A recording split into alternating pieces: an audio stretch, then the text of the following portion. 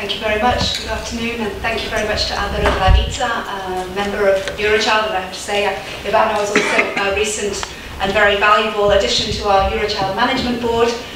So we're very happy to be involved in this event, which I think has many connections with the underpinning work of Eurochild, which is to promote the rights and welfare of children in Europe, and look particularly issues of child poverty and well-being, and child poverty being one of the main drivers of parents leaving their children for looking for better work and a better quality of life. So I think this is a hugely valuable event, and we look forward to the ongoing work. But my role now is actually very challenging to present in a few minutes the conclusions or the discussions that took place this morning. It was a very rich morning, many presentations.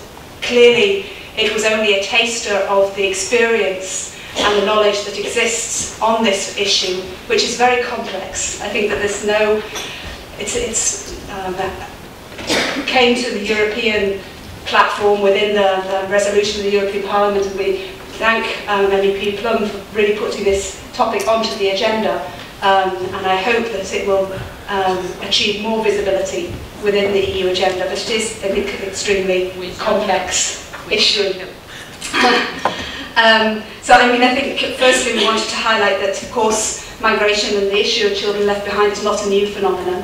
It's an issue and a phenomenon that existed for many, many years. You raised it also in your presentation in relation to those families that moved during the 50s and the 60s. So there is research and evidence base that exists, and we need to also look at that, at those that are now adults that have also experienced the issue of being left behind by their parents. So I think we need to make sure that we put that in evidence.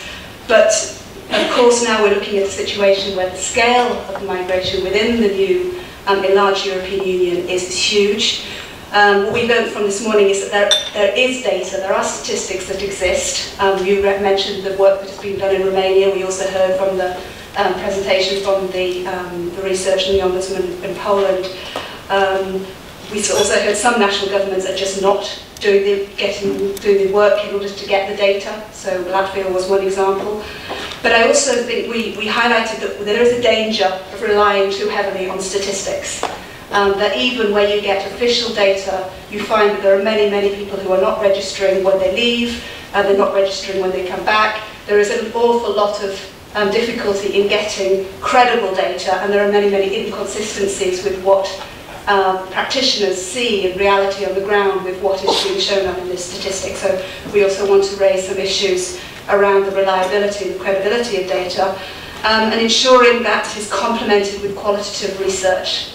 And one issue which is of course very close to Eurochild's heart is recognising the importance of involving and considering the voice of children and young people themselves in the research and understanding what the impact is on children. I think one of the shocking aspects that came from the presentations this morning is where you find parents will leave their children and give no preparation to children. They're not understanding that children can also understand and be explained the phenomena of children, parents wanting to leave, probably for very laudable reasons of wanting to give their own children a better material situation and upbringing.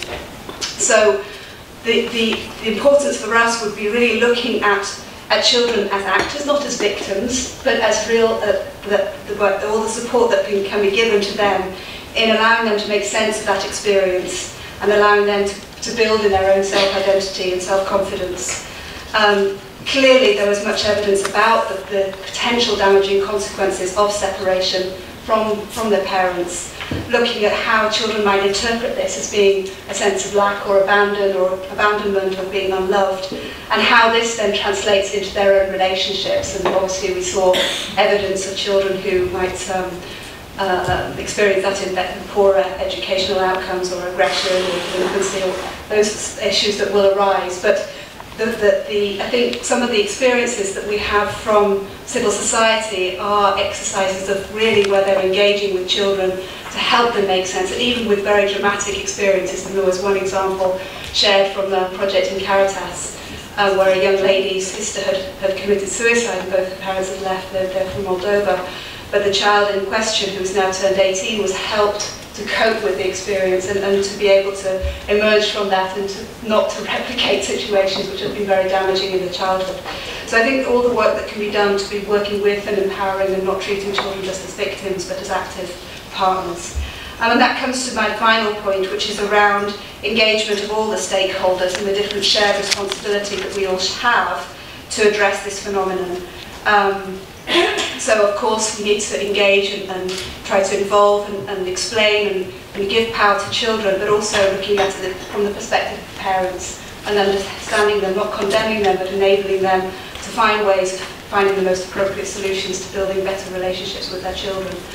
And of course then the responsibility lies within the local, national, regional authorities, how they are dealing with it. Of course, one of the big issues that we're noticing is very worrying at the moment with the crisis is the reduction in social welfare services and how that is such an important infrastructure to invest in. And I think when you mentioned the importance of using the structural funds, and I think that's something we need to look at in the future, looking with especially the perspectives of the multi-annual financial framework ahead of us.